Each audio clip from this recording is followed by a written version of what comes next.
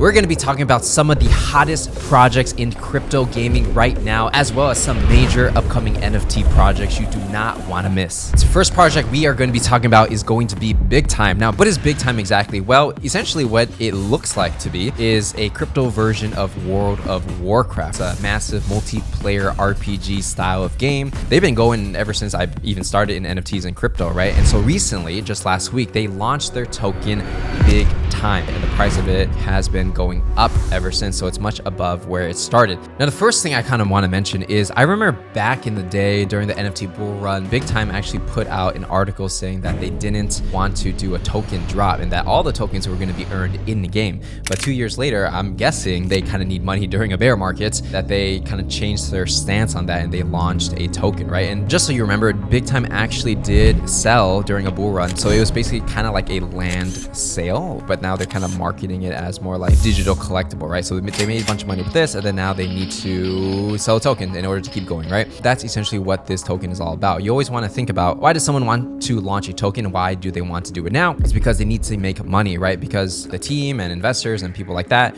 are allowed to sell their token allocation when something drops. So around this time, as the price goes up, I'm sure there are people also making money along the way, and I'm sure they have different investing schedules, meaning 6 months from now, 1 year from now, they can sell at different times, right? And so that's the whole point. Now, token is not necessarily bad for a game because tokens are what incentivize people to pay attention and even try out their game, right? It's essentially paying people to be involved. So, a lot of people are looking at this and they're saying like NFT gaming or like gaming is going to lead the next crypto bull run. It's going to separate, it's going to decouple from Ethereum and Bitcoin and things like that. You always want to think about, other market makers involved in this token as well. Are there people, VCs maybe, that are pumping the price of the token up for whatever reason? Maybe they're trying to raise another round privately. There's so many factors that go into a token. So you never want to just think that, oh, tokens are going up, so the bull run is back, because a lot of the prices can be artificially made. I'm not saying that's what they're doing. I'm saying that there's always the possibility because, they're printing the money so they can control how everything looks, right? Besides that, the game looks better than a lot of crypto games in general. But when you compare it to like a regular Web 2 game, I think it's just like an okay game. But then again, it's all about narrative, right? So as long as people believe that this token is valuable, as long as people believe that this game could potentially become something,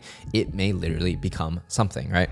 Since we are talking about crypto gaming, another project that I came across not too long ago is going to be TokyoBeast. So TokyoBeast is actually run by a Japanese team. It's going to be a game where you're going to collect these monsters that are going to battle each other. Think about like Pokemon, for example. People can bet on who's going to win. So if you're a speculator or a spectator, you can bet on which side is going to win. And so essentially it's kind of like a crypto gambling game, but it kind of uses these anime characters, 3D, animal, furry type of characters, right? I mean, the trailer looks good. It looks better than average for sure when it comes to the standard of crypto. It could be a narrative where people are like, crypto gambling games are going to be the next big thing, right? So it's all about narrative, right? It doesn't even matter if the game is good. It's about if people think it's good and people buy into a token. And most likely, for any crypto gaming project, whether they mention it or not, they all probably plan to drop a token because they need an economy. They want to make money, of course, and that incentivizes people to actually play the game. So it's another project to keep on your radar if you're looking for upcoming token drops potentially. All right, so next project we're going to talk about is going to be Megaman DiVE NFT, which is going to be an upcoming NFT project. Now, this is interesting because Gummy over here is doing the blockchain aspect of this project, and Gummy is actually doing the crypto side of TokyoBeast as well, coincidentally.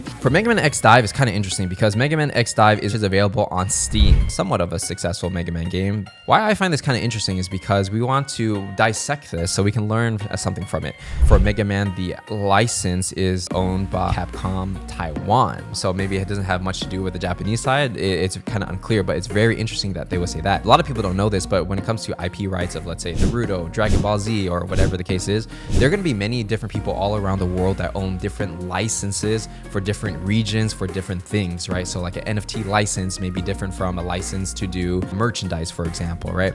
And so this is a very specific use case where I'm guessing somebody has the Megaman DiVE license to do NFTs. So what is Megaman NFTs? Well, 3,500 Megaman NFTs. It's going to be a generative art collection using the IP from the game. Not really sure how it's going to work if they have different silhouettes. What's going to be generative? It's kind of unclear. Are these going to be different bases? So it's going to be $100. Mind you, the game itself costs $30. So roadmap, launch your website, Discord open in the first NFT sale. Milestone 2, character popularity vote, offline events, second NFT sale. sales. And milestone 3 is a free mint, boss idea content, collaboration with a famous project. For the most part, all they're really doing is taking Megaman X NFTs, and obviously people know what Megaman is, so they're going to be interested in it just off the bat because the license, right? They're not really building like a game that's like mini game, and it's just a way for them to sell digital collectibles around the Megaman IP. Now, will it be worth anything?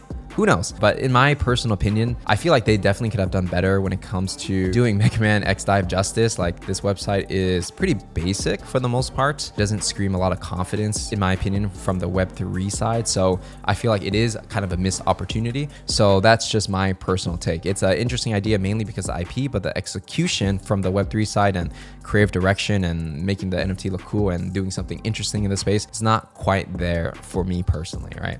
Moving into some physical digital collectibles, Magic Eden is going to be doing tokenized Pokemon cards. So here's my breakdown of what I think is going on. Courtyard essentially has been selling these booster packs, and they've been selling Pokemon cards for quite some time now. When it comes to traffic, they've been growing in popularity quite a bit over the past couple of months. So Magic Eden is going to be taking inspiration from that and also selling booster packs with Pokemon cards inside, which you can buy, right? I mean, Magic Eden themselves don't have to create that feature. They just have to sell the NFT and promote the fact they're selling it on their platform. It's actually this other company called Collector Crypt. So Collector Crypt is essentially a company and also a marketplace where people can turn their physical collectibles into digital collectibles. I'm guessing they're just taking these NFTs and putting it on Magic Eden. So Magic Eden is able to just be that infrastructure to allow people to buy and sell NFTs, while Collector Crypt, the one really doing all the tech back end that kind of mimics Courtyard, right? Which is the other website we talked about earlier. So I think in the future, what's probably going to happen is we're going to see more examples of people tokenizing their digital collectibles, right? We might see KAWS figurines, bear bricks, maybe some Murakami paintings or something.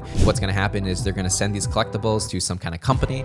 That company is going to store it somewhere safely, have insurance, and then tokenize it, create an NFT. Once everything's all verified that it's real, people can buy and sell physical collectibles, but digitally as NFTs, which is genius, right? Because, you know, if you're living in, let's say, Malaysia and you want to buy a, you know, KAWS figurine, but the guy lives in America, you know, that shipping process, you know, costs a lot of money and it's kind of annoying and the product might be damaged. But if you're just doing it digitally through NFTs, that's obviously one way to make things much more efficient for buyers and sellers. So definitely a future there, no matter where NFTs go, because it's just digitizing physical collectibles. And so with that said, that's everything we got to cover for this video. If you enjoyed it and you are still alive during the bear, make sure to give this video a like, subscribe, turn on notifications, and I am gonna see you in the next one. And by the way, make sure to follow me on Twitter at Patrick Dang, where I'm gonna be giving you the latest updates and even dropping some videos. So if you wanna follow me on X/Twitter, Patrick Dang, check out the link in the description.